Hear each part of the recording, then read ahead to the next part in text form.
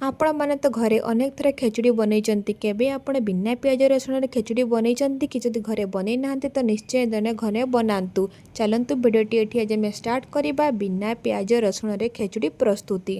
नमस्कार आदिवासी रोषेई चैनल को आपण मन को अनेक अनेक स्वागत। खेचुड़ी बनवाई ये मुझे परिवार नहीं परिवार आमर ये फुलकोबी नहीं फुलकोबी देखो ये बड़ बड़ पीस कर काटिकी नहीं ये गोटे बैगण नहीं बैगण को एमती छोट कर काटिकी नहीं एठी गोटे आलू को दी फाड़ करके नहीं आलूर चोपा को छड़ेकी नहीं ये देखु खेचुड़ी बनवाई ये मो घरुआ चाउल नहीं 500 ग्राम चाउल नहीं बड़ गिनारे मु गिने चाउल नहीं खेचुड़ी बनवाई ये मुझे किसी डाली नहीं डाली रे ये आमर मसूरी डाली नहीं 200 ग्राम गोटे छोट ग्लास रे फुल ग्लास मु डाली नहीं चाउल और डाली को भल भाव में मिसई नेबी मिसई सारापर ये मु चाउल और डाली को धोई नेबी पानी देकी भल भाव में धोई नेबी ताकू 2-3 थर पानी देकी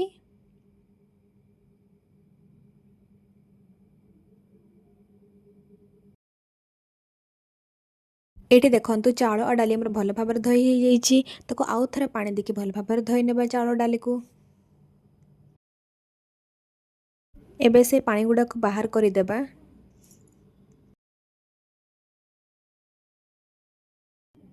ये देखु चाउल आमर भल भाव में धुआ सरीगला। आज आम प्रेसर कुकर में खेचुड़ी बनवा तो प्रथम प्रेसर कुकर को भल भाव में गरम हो सारापर से आम रिफाइन तेल देदेबा। तेल भल भाव में गरम है से आम काटिकी रखि फुलकोबी बैगण आलू से सबू को आम तेल देदेबा।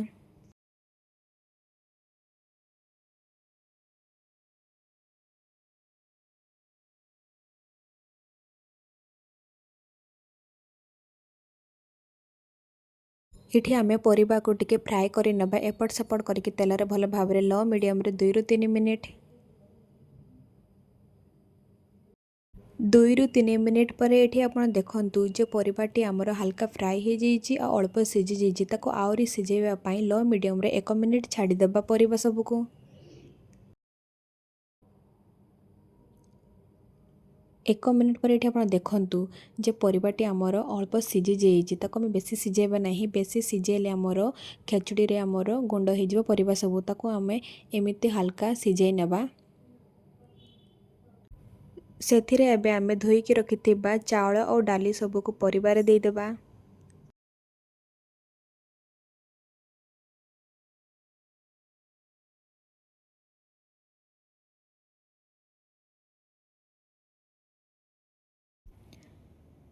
चाउल और डाली को परिबा सहित भल भाव में मिसई नेबा एपट सेपट करके चाउल और डाली को मध्य तेल रे भाजी नेबा भल भाव में 1 मिनिट लो मीडियम रे। परिबा डाली चाउल को मिसई सारा पर 1 मिनिट लो मीडियम रे कवर करी छाड़ी देबा। 1 मिनिट पर ये आप देखु जे परिबाटी जी आमर सिझी जाइथिला ताठो अधिका सिझी जाइए चाउल और डाली मध्य ये आमर भल भाव में तेल रे भाजी हो जाइए। सेथिरे एबे आमे स्वाद अनुजाई 2 चामच लूण देबा गोटे चामच हळदी गुंड लूण आउ हळदी को चाउल और परिबा सहित भल भाव में एपट सेपट करके मिसई नेबा। मिसई सारा पर ताको आमे कवर करके छाड़ी देबा 3 मिनिट। 3 मिनिट पर ये देखु जे परिबाटी आमर लूण हळदी सहित भल भाव में मिसी जाइए ताको आउ टिके एपट सेपट मिसई नेबा। मिसई सारा पर ताको 1 मिनिट कवर करके छाड़ी देबा लो मीडियम रे। 1 मिनिट पर ये आप देखु परिबा सबू आमर गुटा गुटा होइकी रही परिबा बिल्कुल भी आमर गुंड होई नाही।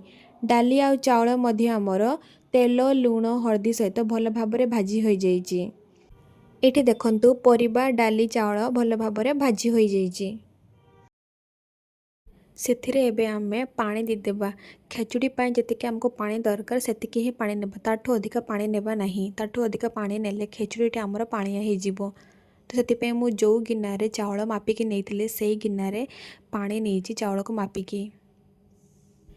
खेचुड़ी रे भल सेंट आसबा पई एठी मु 3-4 तेजपत्र नेइची तेजपत्र को पानी सहित टिके भल भाव में एपट सेपट करके मिसई नेबी।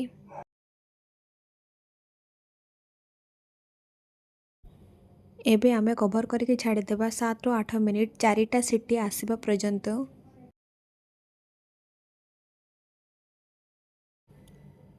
एठी देखंतु हमर प्रेशर कुकर 3टी सीटी आसी जिछि ताको आ गोटे सीटी आसे पई छाड़ीदेबा। आउ गोटे सीटी मध्य आसी जाइछि। एबे आमे प्रेशर कुकर को खोलिबा।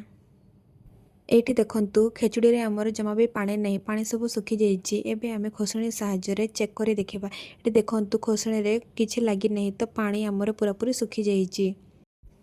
एठी मु आपण मानकु देखौछि, देखंतु परिबाटी हमर पूरा गोटा हेकी अछि, बिल्कुल भी गुंड होई नाही। आ भात मध्य हमर पूरा गोटा अछि। देखंतु एठी भात मध्य आपनको मैं चेक करी देखौछि, भातटी पूरा पूरी सिझी जाइछि। भात मध्य पूरा गोटा गोटा हेकी अछि।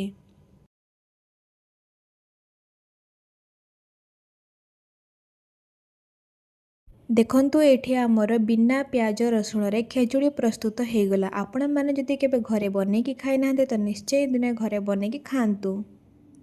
आशा करूची भिडियोटी आपण समस्त को भल लागिथिबो। जदि भिडियोटी भल लागिछि ताले गोटे लाइक कमेंट शेयर सब्सक्राइब करिया पे जमा भी भूलिबेनी। प्लीज गोटे सब्सक्राइब करि देबे।